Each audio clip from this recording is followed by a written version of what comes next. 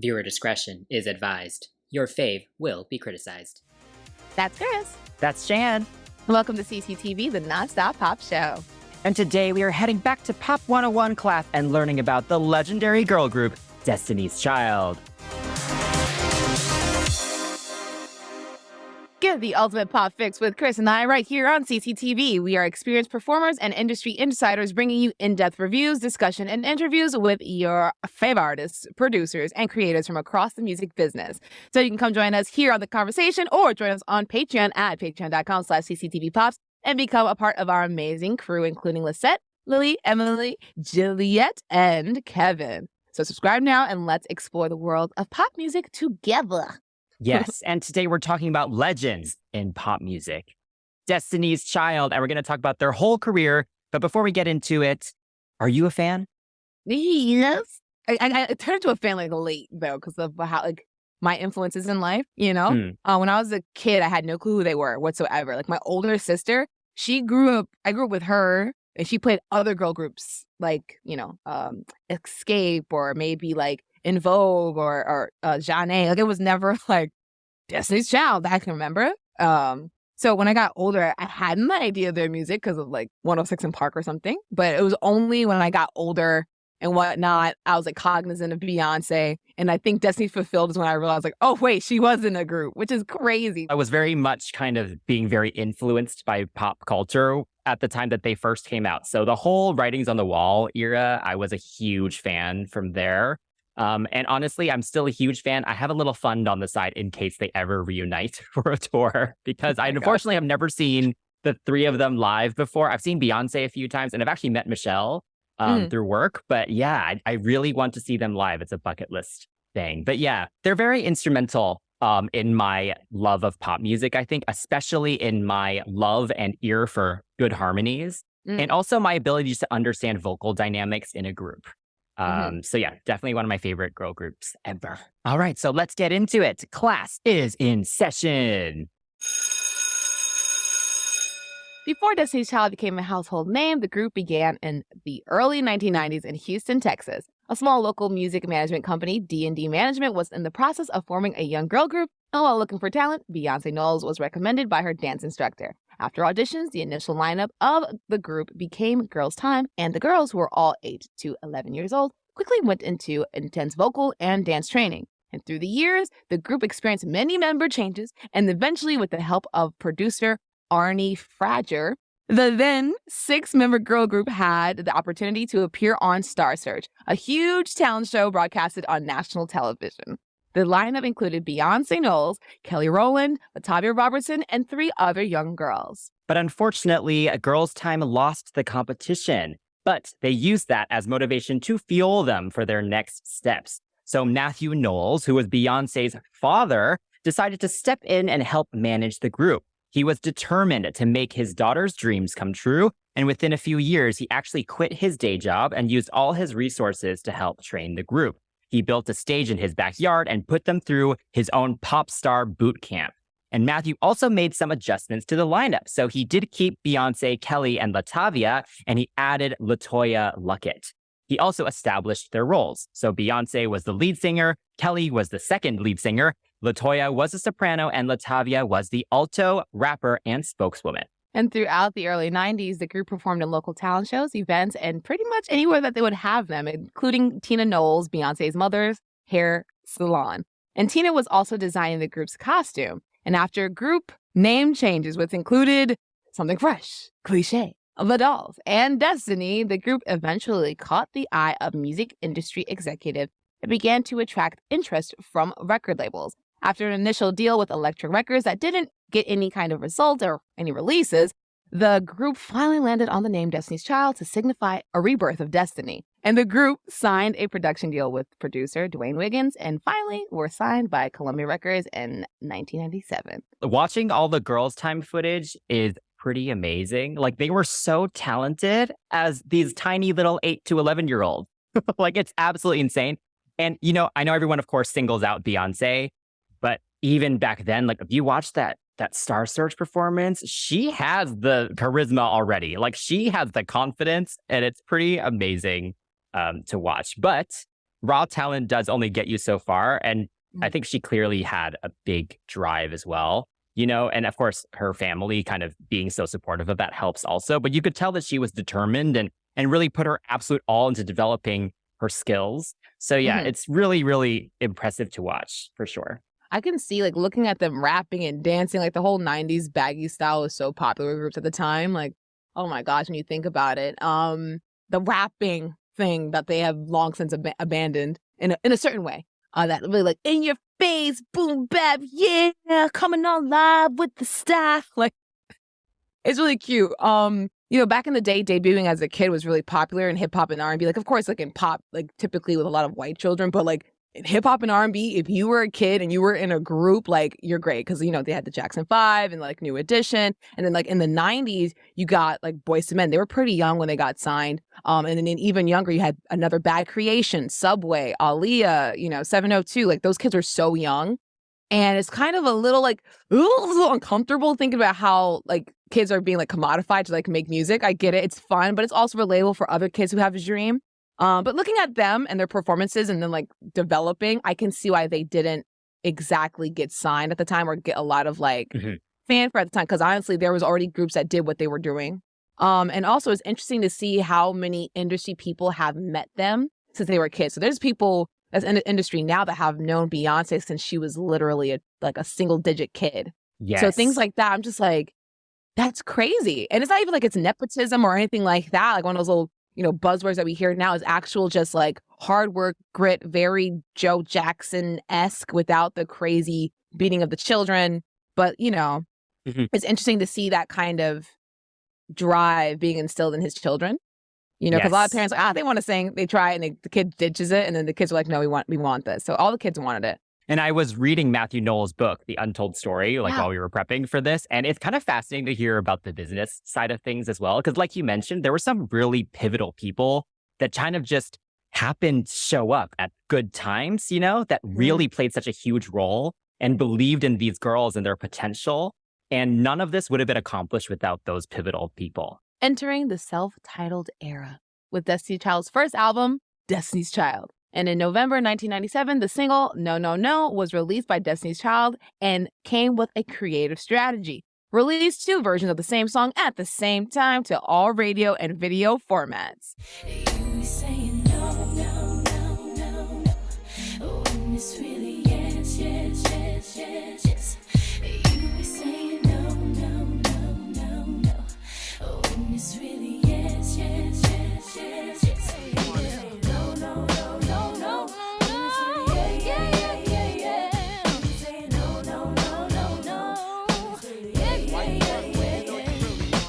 No, No, No Part 1 was produced by Vincent Herbert and Rob Fusari, and it was a slower, more sensual ballad. And No, No, No Part 2, on the other hand, was more funky, more upbeat, and remixed and produced by the acclaimed artist and producer Wyclef Jean of the Fugees. And as the story would go, Wyclef suggested that Beyonce sing the song quickly, and her sassy, rhythmic approach became her signature style.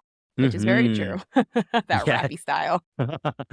Okay, so first off, these girls were only around 15 during these songs, and watching the videos, they look grown.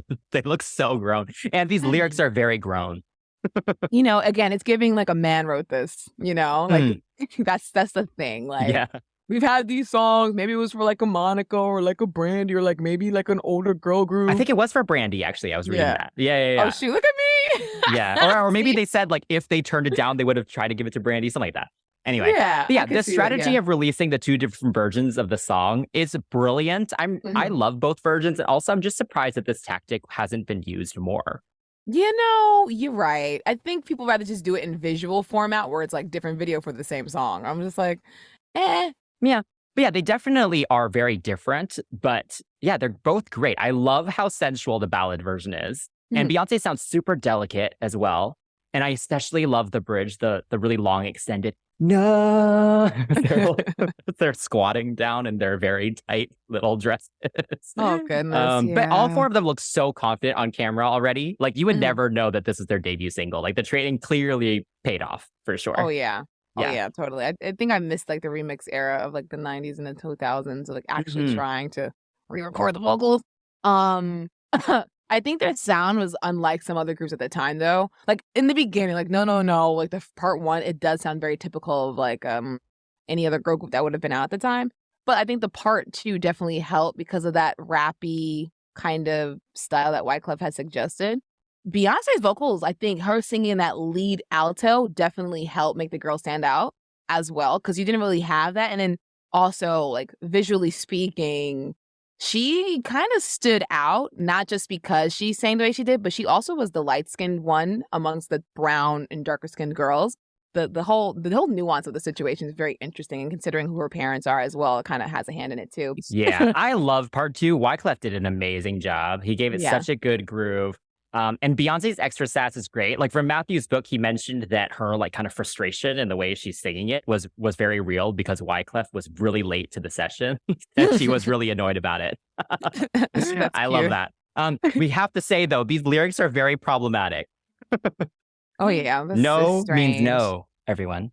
Yeah, it's a little strange. Yeah, written by a man. You know, what can you do? Sorry, man. Not to make y'all sound terrible, but this is definitely written by a man. I could tell just the lyrics. I'm like, really? And at the time, a lot of male writers and producers were like definitely like kind of like dominating. So yeah. All right. So No, No, No was a very quick success. It peaked at number 3 on the Billboard Hot 100 and also hit the charts all over the world. And following its success, Destiny's Child's self-titled debut album was released on February 17th, 1998. And the album was produced by some of the biggest names in the industry at the time, including Wyclef Jean, Jermaine Dupri, and Daryl Simmons. The second single from the album was With Me Part 1 featuring Jermaine Dupri.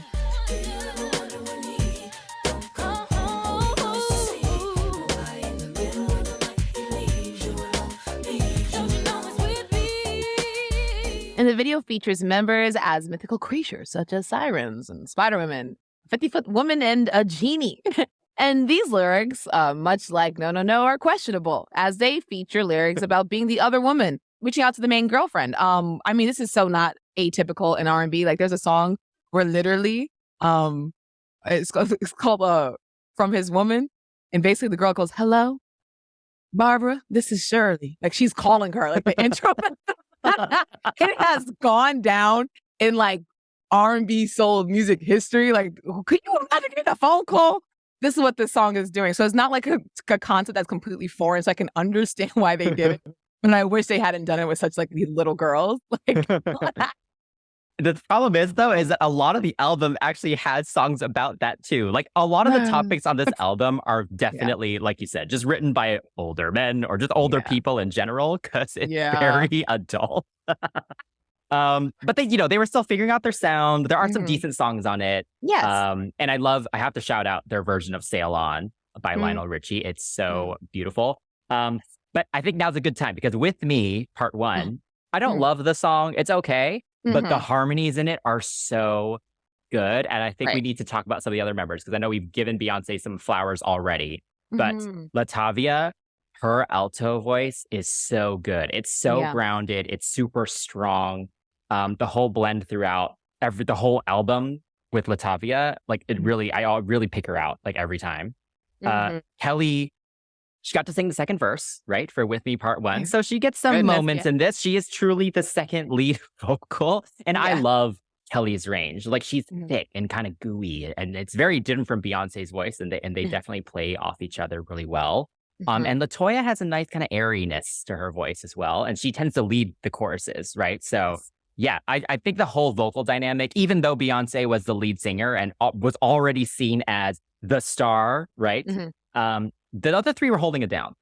Oh yeah, totally. I think the songs on this album, like you said, were interesting to say the least. Like Birthday, like that one was like a precursor to Cater to You. I mean, Lord, woo! But they sounded good on it, and that's the thing. Like they sounded good. Like the girls could handle the lyrics. And even when they were really young, they had like little love songs. Like this is along with the book that you read. There is an untold the Destiny Child story like album that came out with Girls Tyme too. So.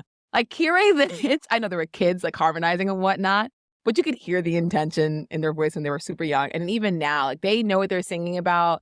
And they were so willing and so hungry to get it right. And it's nice to hear it because when you do watch them perform live, it's like they're really into it. Like these performances around this time they're very like humble. You could totally see and hear what they were to each other in the group. You know, the chemistry was there, but also like LaTavia being the soprano, she wasn't like the bam bam kind of dancer, but LaTavia being that rooted kind of singer, she was giving you body, but also giving you body in the vocals. Like, it was just so interesting to kind of see it. They were excited to be there.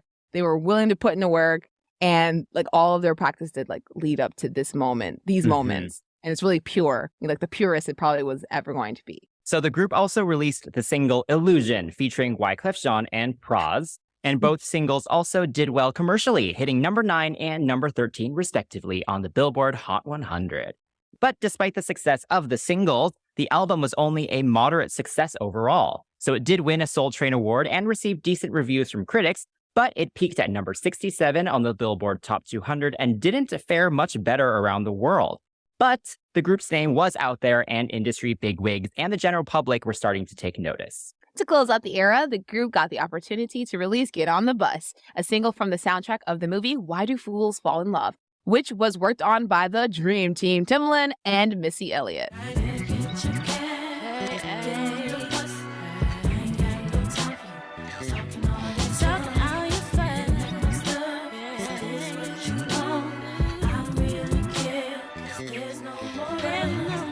And a fun fact, Aaliyah was actually helping out with the dancers on the set of this music video, which blows my mind because I hate when people try to put Beyonce and Aaliyah against each other. But I digress. Get on the Bus is one of my favorites, actually. And it's funny because I don't think a lot of American fans know about it because it wasn't really a single over here and it wasn't on the album, but it actually was a hit in a lot of different countries. And Timbaland killed this. Like, the drums on this are so cool, and I love how nonchalant they sing the chorus. Yeah, Get on the Bus is interesting because you got some of like the super friends. Like, that's what they were calling themselves at the time. It was like Aaliyah, Magoo, Genuine, like the whole collective from the basement of like Jodeci. There's a lot of like history that goes into like what the relationship is, but yeah, the super friends. I like this song because it was something different for Destiny's Child, but it was not the sound that they were going to go into. Yeah. So again, all it takes is just like a one yes or a no for like, hey, do you want to do this song? No, we're not going that. Completely changes what you're going to do with your life, right? So it's always so interesting to see like these kind of worlds collide, like a crossover event in a DC movie or like a Marvel movie. It's like, oh my God, this person and that person coming together. I'm so glad that Kelly got the second verse. Okay. Again, it kind of makes me like think like, oh, it makes you wonder if like Beyonce was like, she's a star, or if it was because she was the only one that was pushed to the forefront. Because as you've mentioned, the girls were all kind of giving you face at one point or another. I've said that they all had their own kind of charms, but who was the one that people would see for the predominant parts of the video? It would be Beyonce. Beautiful girl, beautiful, talented, can sing her booty off.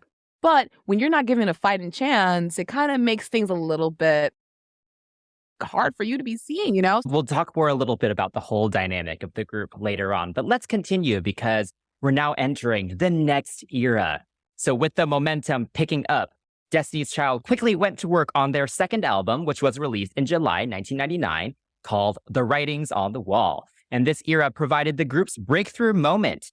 Every single was a worldwide hit, and the album cemented their status as one of the biggest girl groups in music history. Yes, indeed. And the group was more hands-on creatively this time and enlisted a brand new crop of writers and producers, including Rodney Darkchild Jerkins, Missy Elliott, and Candy Burris. The lead single from this album was Bills, Bills, Bills.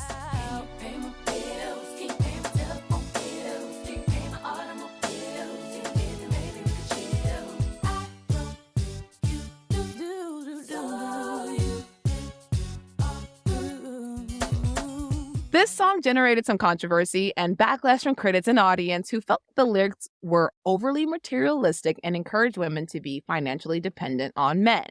And the song was a massive hit despite that and became the group's first #1 song on the Billboard Hot 100. And the video took place in a hair salon in homage to Tina, Beyonce's mother, and the hair salon she owned where the girls used to rehearse in. So I think that's really cute. And honestly, that's where girls talk they mess anyway. Like, when I'm getting my hair done, you're there for hours. It's like, oh my God, I can't stand this man. Girl, what'd he do? The hairstyle's like, girl, listen, it's not my business. But that is so typical. That's like the watering hole for a lot of like Black women. And I'm glad that the song was done by Candy of Escape. Like, again, as I've mentioned, Escape came before SWV came before Destiny's Child. So it's interesting because she also did Scrubs, right? And it's crazy to see how a girl group that DC possibly looked up to has a member that's writing a song for them. Like, Escape was another super harmony heavy group. Yes. Shout out to Tonight. That song's amazing. So I love to hear the stacks and what Candy may have been thinking at the time. And of course, everyone else was writing too. But I mean, Candy was the one who's usually singing leads at sometimes or killing the bridges. Like, so the songs verses are really good. Going back to like Bills being controversial. It's annoying because I'm like, the verses literally lay the groundwork of why they're asking for this man to pay the bills. Mm-hmm. Well, all people hear is, can you pay my bills? As if she didn't just say, now you're using my car. Now you're using my cell phone. Yep. You know, like, so things like that Yep. is so funny to me. I'm like, what?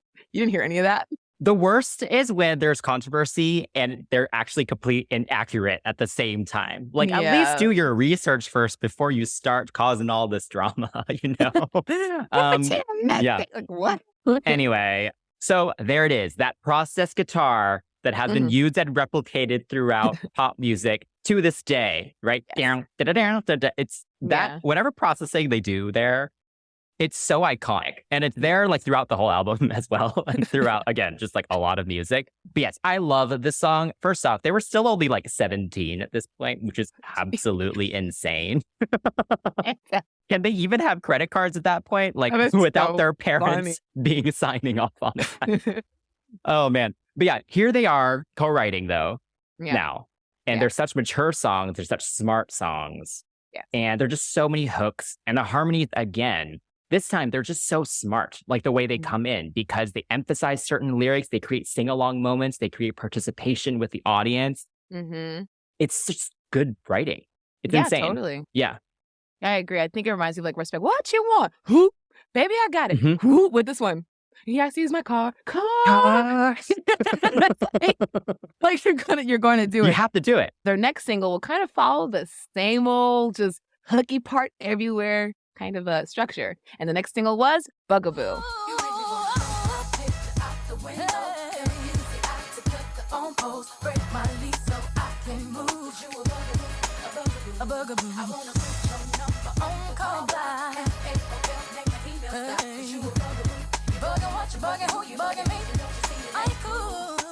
And though the song was not a huge chart hit, it contributed to the massive sales of the album across the world. The Writings on the Wall album, which featured themes of female empowerment and different aspects of relationships, went on to sell over 13 million copies worldwide, becoming one of the biggest girl group albums of all time.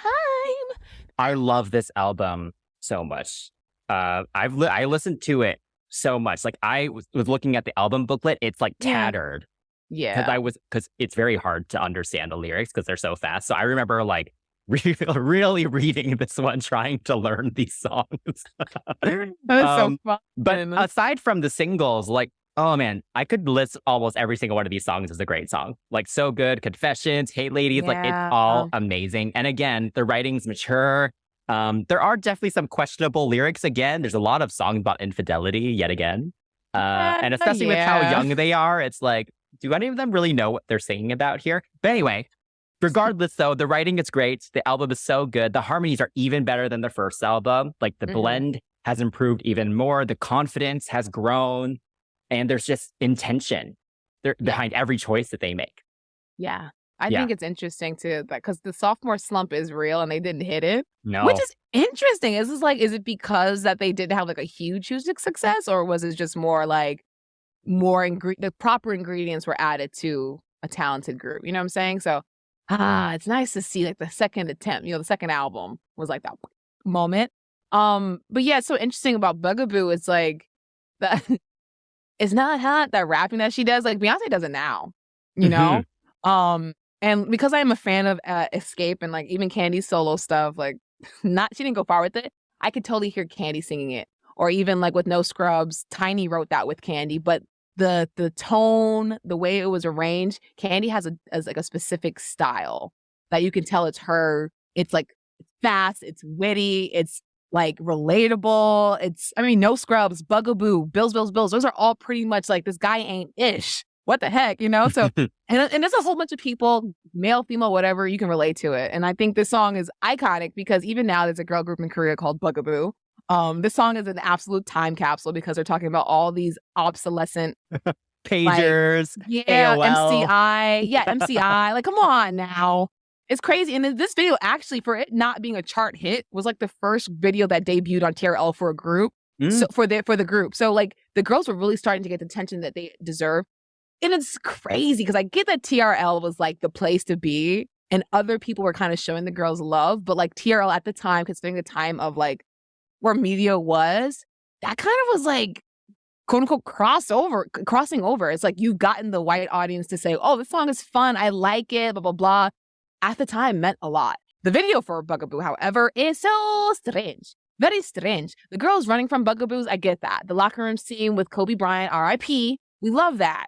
But then turning into cheerleaders while they're in the locker room, I guess they're meant to be high school girls going shopping and hanging out with their friends. So at the end, I'm like, okay, I get it. Kind of not really, because they meet with the guys at the end. But I do appreciate that they kind of had like an HBCU moment at the end with the drum line. Again, super random, but it's very on brand with what Beyonce wanted for, like, I mean, they were all like high school at the time, right? Yeah. So for them to have like a fake prom, fake homecoming game, HBCU style, even though it said UCLA, whatever. It kind of was like kind of cute, but also just random. Like I said, I think it was more like, hey, we want to do this, as opposed to like some with a cohesive thought. Well, it's kind of ironic also because none of them did go to high school, right? Exactly. Yes, so they had their experience. This was their experience. Exactly. It's funny because Kelly has since said that Bugaboo is her least favorite Destiny's Child song, and mainly because she hates the lyrics. But I love the lyrics. I think they're so fun. So what? You bought a pair of shoes. It's like, so petty. So even with the massive success of the album and the growing love for the group across the world, Destiny's Child was facing internal struggles that had been bubbling up. So as a reminder, Matthew Knowles, Beyonce's father, was the manager of the group. And of course, Beyonce was also the group's lead singer. The first red flag for the group came when LaTavia became sick and could not go on tour in Europe. And Matthew had replaced her with a dancer, and the group went on tour without her. This immediately raised some eyebrows, of course, and members LaTavia and LeToya started asking more questions. They suspected favoritism and felt that their voices weren't being heard. In addition, they were noticing uneven distribution of monies. Oh no. And then the two members decided they wanted their own business manager, an advocate for them, and to have better communication with Matthew. So Matthew was sent a letter from LeToya and LaTavia's lawyer, and he did not react well. He felt it showed a lack of trust and that they should know their place. Beyonce was the star, and the group could go on without the other members. And with that, LeToya and LaTavia were no longer members of Destiny's Child. So LeToya and LaTavia have since stressed that their issues were strictly with management and not with Beyonce and Kelly, but they would later file a lawsuit against the other two members, Matthew and the record label, for breach of partnership and fiduciary duties. And this lawsuit would eventually be settled outside of court. All right. This is one of those what if things I was talking about. A yes or no could have changed a lot of things. Like, what if the girls had gotten more parts? What if? You know what I'm saying? What if? Group's biggest issues are always line distribution. Girl group members don't have the best distribution, like vocal distribution, like at all. Yeah. Like it's a shame because I guess it's easier to record one person who can sing, but if all of them can sing, does that like kind of like represent like whether or not you can write a song or not? Like if the song is good, the song is good regardless of who's singing it. Like, yes, it does sound nicer to have a soprano sing this part or like an alto as a brighter tone sing this part, blah, blah, blah, blah, blah. Then write a good song that fits the voices of all the people involved. But again, I guess that's just really too complicated. Like, I don't know. When you have your parents who are thinking about you at the end of the day, they're always going to pick you. They're not going to kick their kid out the group. Yeah. Even if she was the issue, they weren't going to kick her out of the group. Like, oh, well, Beyonce, no. Like, that's not going to happen.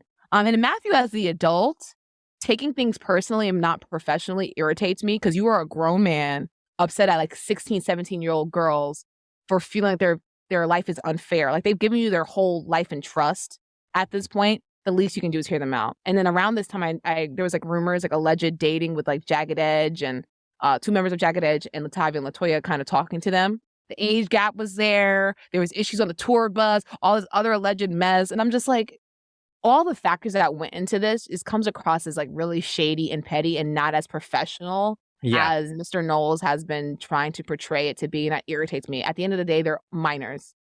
They're minors at the end of the day. You should have sat down and spoken with them, especially if they are so pivotal in the careers of your daughters. Like, they weren't looking for just Beyonce, to my knowledge. Y'all went in as a group, you know? Again, it sucks because, I mean, LeToya and LaTavia did try to make it with another group, Angel, but they did not get very far, which is an absolute shame because they actually can sing, but it's just wrong people, wrong songs, I guess, whatever. It doesn't mean that they're bad, but it's one of those things where it's like, it just didn't work out for them. It's a shame. Yeah, it's a really interesting dynamic. I think so. I went down the hole of watching all the interviews and reading all the interviews, and of course read Matthew's book as well. I think on his end is kind of weird when you look at it from the management side. Not only, like you said, are the parents involved of only one, and they're only parents of one of the members, even though Kelly was kind of a pseudo daughter of theirs, right? Yeah. But then Beyonce is also the clear star. And we can get into whether she really was the clear star or if they just pushed her to be that way. But even from reading the interviews with people that were working with them when they were girls' time, they all kind of did say that Beyonce did have something extra special about her. The thing is, they knew from the start that this was a platform for later things, right? Like this group was just step one of their path towards global stardom. But you're a group.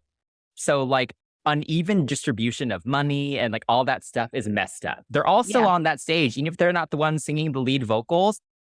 That's the role that they were given and they played them well. Right. And so that part of it is pretty crazy. So yeah, I think it was kind of just always going to happen if Matthew was not going to give them at least equal voice in decisions and stuff that were being made. Yeah, unfortunately. That's my thing. Yeah, if you're dealing with children and money, that's when it gets kind of funky. Because then with the money thing, it's like, I'm not getting as much and your kid is. So then it turns into even more of like you're favoring her. Matthew having a hand in it and being the administrative kind of lead. And then Tina being the creative, like who gets the best outfits, what fits their quote unquote personalities kind of thing. Suspicious. Sorry, y'all. Sorry. Yeah. So from reading the book, Matthew's book about this whole situation, he definitely did sound petty. He was very mad that they used their lawyer to send a note. He was like, I hate lawyers. They always add so much drama. If they had to resort to their lawyer sending a note, I'm very sure they would not have resorted to that if they felt there was an easier method where they could actually talk to Matthew directly, right? Like them needing to resort to that is reflection of his management style and the fact that they feared him. Like they did not feel they could talk to him about their feelings. Yeah. Honey. I don't think he realized how he sounded. Yeah. No, not at all. But what I would say though, and what LaTavia, I believe, had said in an interview was she wished that she had spoken more about the situation to Beyonce and Kelly because from what it sounded like, they actually weren't talking to them about it. So then when this all happened, it was kind of them sending this note through their lawyer to Matthew and then Matthew relaying it back to Beyonce and Kelly and then being like, so we should cut them out, right? They should. Exactly. Yeah, we can replace them. Yeah. And then Beyonce and Kelly are probably like, I guess, let's keep it going. If that's what we need to do to keep it going, then okay. No, you're right. Because even in some of the interviews, like Beyonce was upset a little bit in the beginning, but then as the interviews kept progressing, it turned to we got who we need to be here, and everybody works together really well. And I was like, oh Jesus.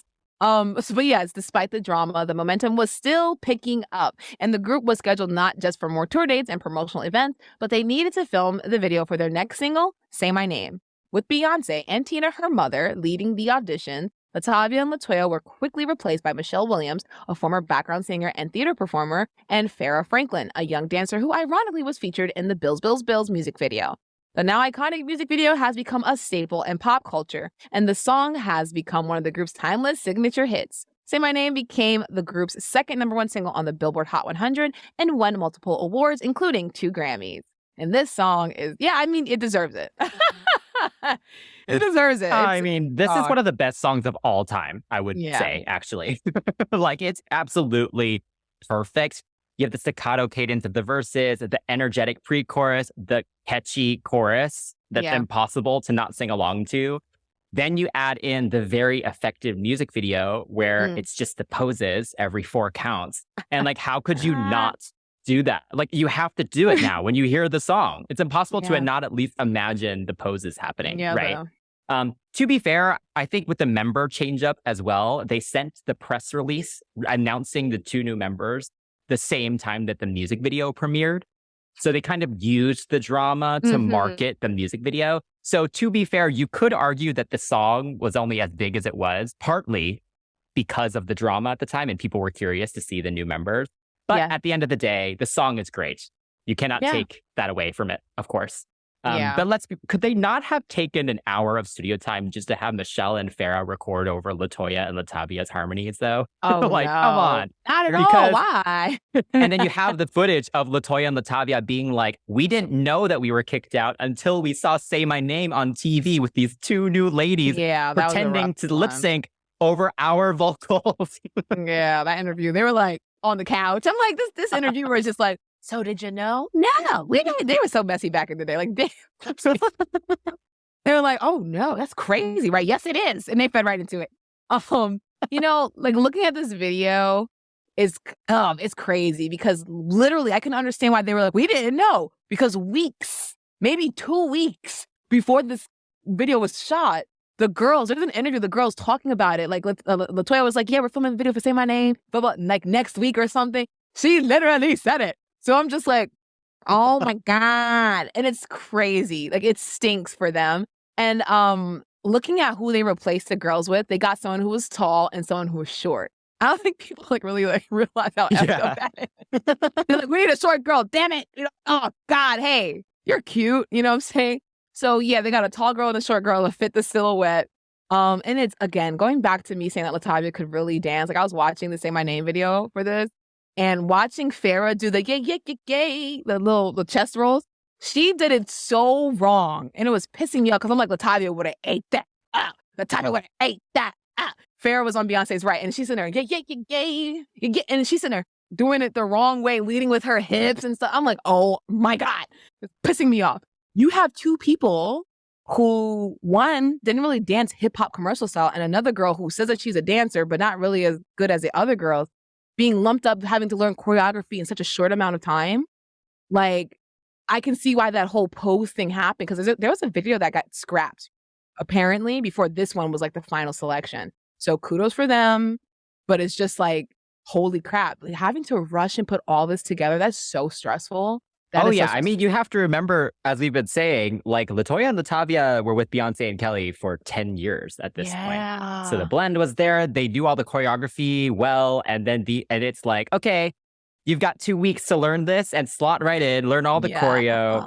And Michelle had mentioned that she had never danced before she joined Destiny's Child as well. So good for her for doing all that. But yeah, it definitely is a crazy situation. And you have to remember at the time, they got a lot of hate too. Farrah and Michelle were under a lot of pressure. The fans were not happy. Yeah, that was, oh my God. Oh, yeah. I mean, I would hate to be like the replacement for anyone. Like, there's another group that's like the Sugar Babes. We talked about them on our show. They've had more iterations than this group for sure. But it's just like this pressure with being the new girl when people are like 2 albums deep. And then they're like, you don't have the voices.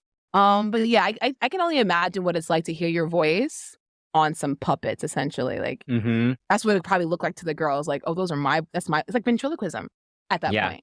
Like, it's and also the way they edited it, because there's other female dancers also in each scene, you can't fully tell sometimes who the new members actually are. And I think they did that on purpose. But yes, the final single from the Writing on the Wall album was Jumpin', Jumpin'. And again, it was a massive hit across the world.